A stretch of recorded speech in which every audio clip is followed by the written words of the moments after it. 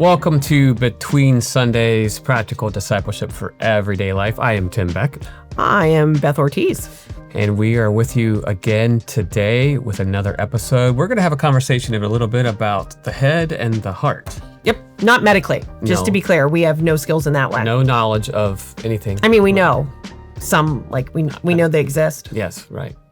So we're really interested in to see how you might respond to this conversation. Of course, these are the kind of conversations you can have with your small group, with your friends and your neighbors and anyone that you care about. So, before we get to that though, let's do a top 10 list. A top 10? You want to kick us off? I am. And so this is going to be top 10 pieces of gossip in the North-X. And if you don't know what the that's what's the like North-X? Already we're in gossip. Church lingo. Just right outside the sanctuary, wherever just outside. Like we make it outside the sanctuary because it feels rude to gossip in the sanctuary. What about a vestibule? Can you have gossip in the vestibule? I mean, my head of vegetables smaller, so I guess you could have smaller. Chancel, in the chancel. No, I don't think so. I think that's icky. Yeah. Narthex, just a little bit of gossip. All right, go ahead. Just a little bit. All right, so number 10. Did you see who sat on the other side of the sanctuary today? And also, can we infer obviously we're inferring there was a reason, right? Must be. Yeah. Yeah, either you're dating somebody on that side or you're not talking to somebody on your normal side. Right. All right, number 9. Well, bless her heart. That's a bold hair choice. Oh man, I love a bless your heart. Oh, absolutely. Yeah. There's always something good that follows. Like it is always gossip that follows, except for there are a couple people, but just so you know, everybody thinks you're about to gossip when you say, bless her heart. Bless your heart. Bless her. Right. Is it bless her heart? Well, you don't normally say it to people. Like, I'm not like, oh, bless your heart, Tim. What were you thinking with that shirt? Well, I say that to Kenzie or Brett behind your back. So it's bless his heart. See? Gotcha.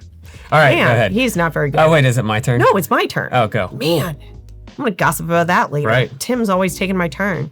All right, number 8. I'm not judging.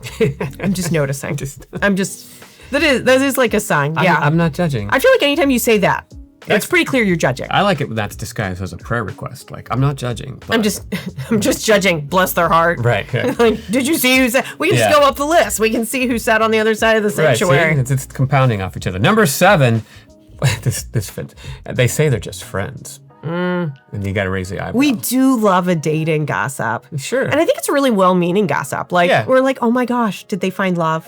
Right, absolutely. I mean, who doesn't love a love story? Right. A church love story. Hallmark, apparently, they don't make enough of them. So maybe we could phone that in. We can start a phone campaign for Hallmark, making more United Methodist centric love stories? Yeah, but clean ones. I mean, it's Hallmark, so they're Hallmark. clean. Oh. Yeah, okay. So good. All right, number 6. That was a interesting tempo choice on that hymn. Oh yes, we've talked about that. Do you think most often do people mean too fast or too slow if you're gonna gossip about it? Oh, I think it's probably too slow. I disagree. I think we're very comfortable going slow. I mean, I'm talking bad about it, but I think in general it's when it goes too fast and you can't get all the words in. Right. All right, number 5. I've heard they're thinking of changing the carpet again.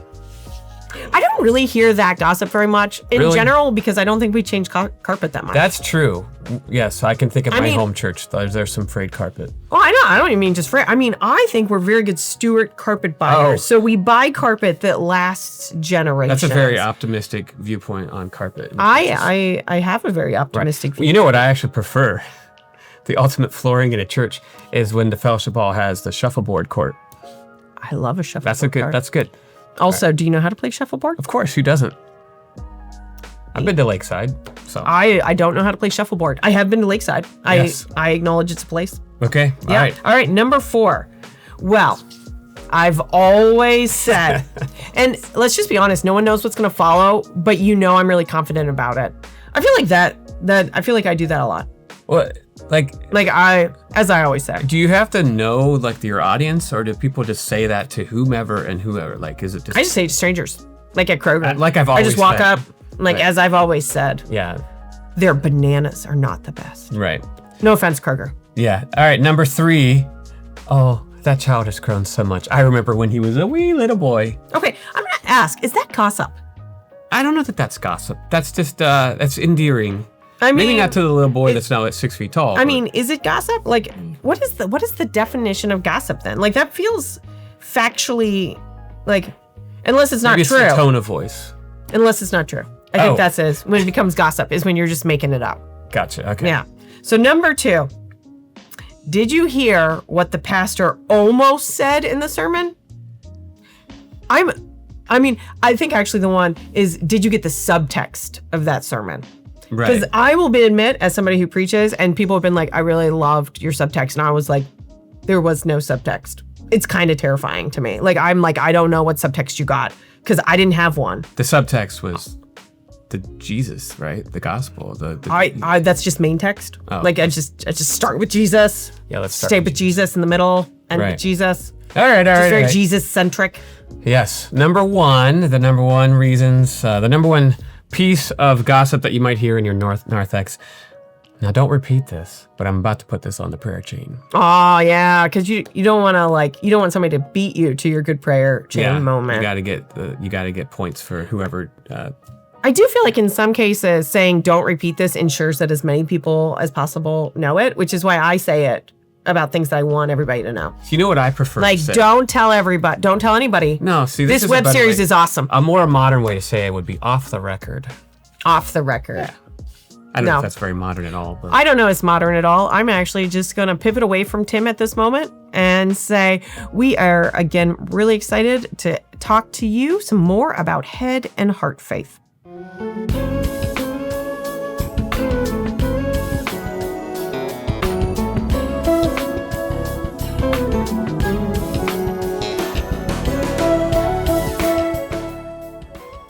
All right, so we are talking about head and heart faith.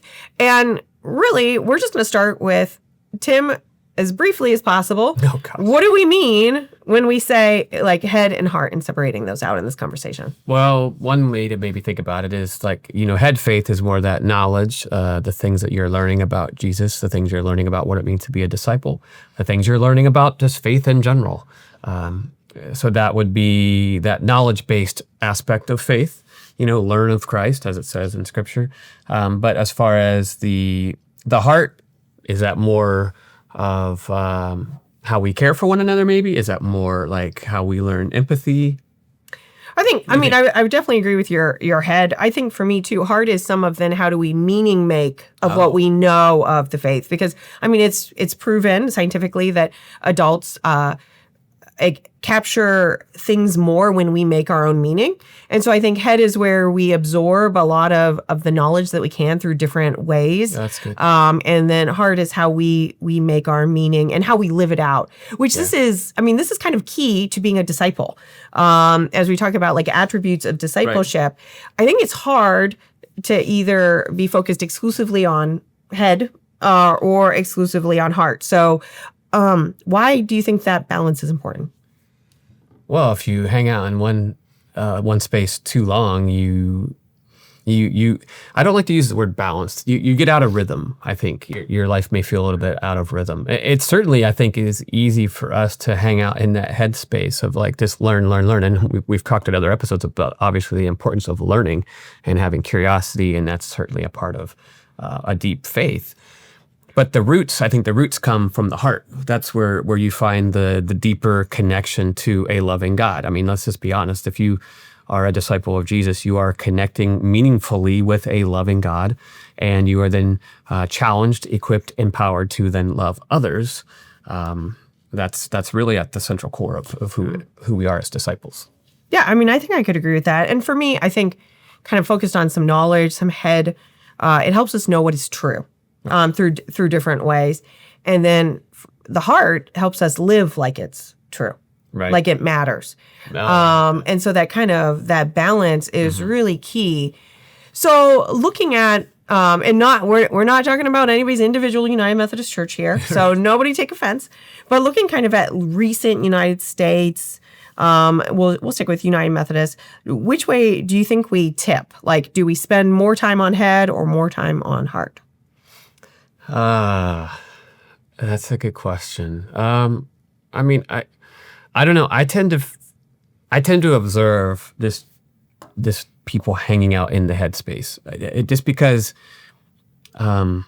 this feels like we're really going to contradict things we've talked about in the past. But you can't stay in this learning stage forever. We have to move from a stage of learning information about God or what it means to be a disciple to then obviously then wanting to become an imitator of Jesus. So that's moving from learning about Jesus to becoming like Jesus. And certainly when you become more like Jesus, you have to take on his heart. And then he even empowers us to become innovators of the gospel, that we might do great and mighty things that are different or creative than the way things were done in the past. And so that could be a challenging space for churches or for people to live into, because there's some unknown with that. But I feel like you have to navigate from head to heart before you can even do the creative, perhaps new way or new thing, the new way of connecting with people, if you're not connected to the heart of Jesus. Yeah. I think for me, I would agree, like collectively, I think we've defaulted a little bit more to head knowledge, like, Bible study, or even, right. I think especially of age level, we literally made it something you can graduate from, like learn the stories. Yeah. But even, I think a lot of our sermons, our worship style, our collective life tends to be tipped more, not that heart's not there, but we tip more to head knowledge. And then I think for me, then individually, we spend more time on heart. And we take it more private, which is personal faith type thing. Yeah, personal. So I think we've kind of it feels to me like maybe we've regulated, we separated them out, and so when we're together, we're more comfortable. Not that we don't go to heart, but we're more comfortable in head knowledge, what we know. Right. And then individually, we can focus more of like, well, it's my faith on how to live out. But I don't think that's very Wesleyan. I don't think it's very Jesus-like either, of we have to live out collectively as well, what that means as a faith community. And I think too, we go back to our history. I think when we've done that, we've been pretty interesting of when we've gathered around living it out in that heart. And likewise, I think sometimes maybe we don't spend enough time on knowledge and individual study. We kind of rely on the mechanisms of our organized religion to give that to us. And I want to be clear here. I hope nobody's offended by this conversation, because there's an us in this. I mean myself as well. Yeah. Like, that's how something I feel like I struggle against. That's how I was raised, on this separation, a different emphasis. Well, yeah, for those of us who maybe they've expressed a call to ordained ministry or support ministry, youth ministry, children's ministry, like, we have sort of been adopted into a system where it's very could be very lecture based, and there's certainly nothing wrong with that, but that's ultimately what a sermon is. Like, are we creating enough spaces for like conversations to happen where community can really be developed, where relationships can be developed? Because it's in the midst of those conversations that new connectedness happens, perhaps more with the heart, I think, I would hope.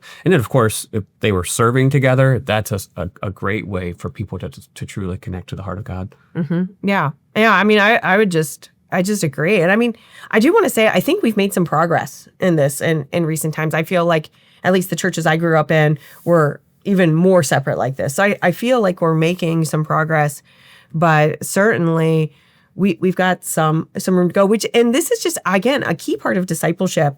And one of the things we talk about in some of our discipleship small groups is the way we frame questions helps us move collectively kind of to those conversations around heart and what do we do with this and how do we live with it. Right. And I mean, I think that's really, these spaces shouldn't be as separate as they seem. Yeah. And I think that's probably, some people viewing this might be like, well, these aren't separate. And it's like, no, they shouldn't be. But the truth is they are. And I think we've got to make sure we have the rhythm to what you said earlier.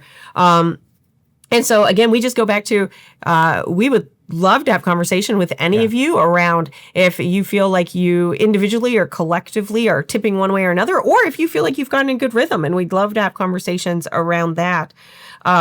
So as we come to the end of this episode, though, so Tim, this is just for Tim, as we've referred to a few other times. Tim is a movie nut, and honestly, I refer to almost everybody as a movie nut because apparently everybody sees more movies than I do.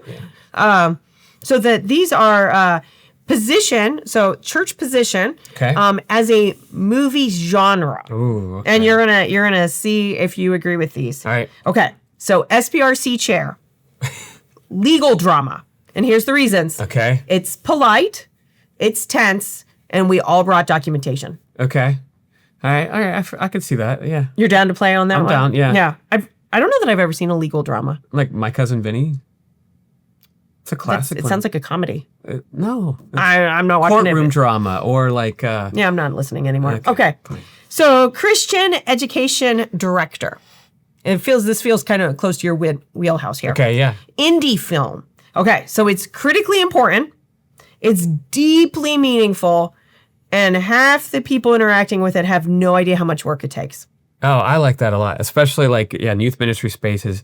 I don't want it to be a big budget box office, whatever. I would rather it be the more indie grassroots approach to ministry. So I'm 100% on board with that one. I mean, I feel like this list is nailing it. Yeah, I know. But there would be be some, though, that would disagree with that. Some like the big flashy stuff. We're Methodist. We can't compete with big bucks. Let's not worry about it. Let's be uniquely ourselves. That's Well, we're what an indie relational. film is, because we're relational. Yep. Very All right. perfect. So the pastor, the historical epic. So big themes, budget pressures, and occasional speeches with dramatic lighting. Yes, like soliloquies and dramatic. What do you call those things that I told you earlier? Monologues? Yeah, monologues. Monologues. Yeah. I mean, so that Lots of dramatic monologues. in historic epics Sure. or Well, no, for a pastor, I yeah. automatically am. I mean, align. you sold me at budget pressure, to be honest. Like, so Right. All right. A so low budget historical epic. that's not a thing. I don't think so. It's not. So all right. Mission Journeys. A heist movie. So it takes careful planning. There's unexpected problems, and afterwards you realize how much grace was involved. Yeah, that's pretty accurate. It's pretty good. Yeah. This is. I mean, so I have seen some heist and movies. missions, but I get the premise. Yeah, I mean, yeah. It doesn't fit at the Hopefully beginning. you're not stealing. Do not steal things on mission journeys. Just to be clear, that is not what Tim said. Just to be real clear on this. Right. Yeah. All right. So the everyday disciple. So the average person. A road trip film. So it's ordinary people, unexpected growth, and God keeps showing up in random places like roadside diners. I'd see that movie.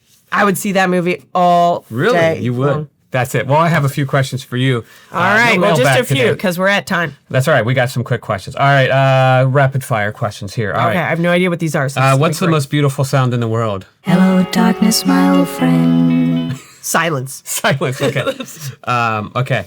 How well would you get along? I already know the answer to this one. How well would you get along with your clone? Not at all. Not at I'm a all. normal human. She would be horrible. What is the best, worst, or funniest job you've ever had? Oh, this is hard. Mostly because I've had, I think, a lot of bad jobs. Mostly jobs I'm bad at, I guess. I don't know. I'm going to say funniest job. I was a server. I was really bad at it. Oh. I once dropped 4 plates on the same dude. He gave me a great tip. Thank you, gentlemen, whoever you are, for your pity. I once got hired at a shoe store in the mall, and they closed 2 weeks later. So, Because you were so bad at it? yeah. What is one of your favorite topics of conversation? Anything that deals with nothing. I love talking about nothing. Just random. Just random stuff. Just anything. Sounds like Seinfeld.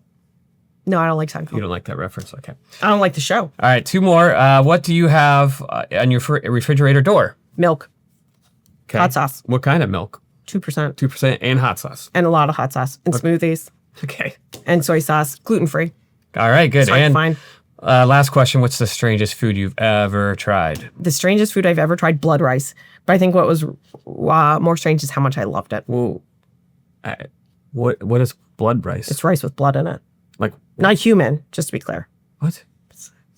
You just- On that note. I also ate bear. It was not as good. Thank My you for girls really joining want to know us. if it was bear butt. I assume it was bear butt. Thank you for joining us on this conversation about head and heart. Yet another attribute of being a faithful disciple in this world every single day. It's always an adventure between Sundays, right? It It is. should be. We We should explore our faith and have fun while doing it. Bye.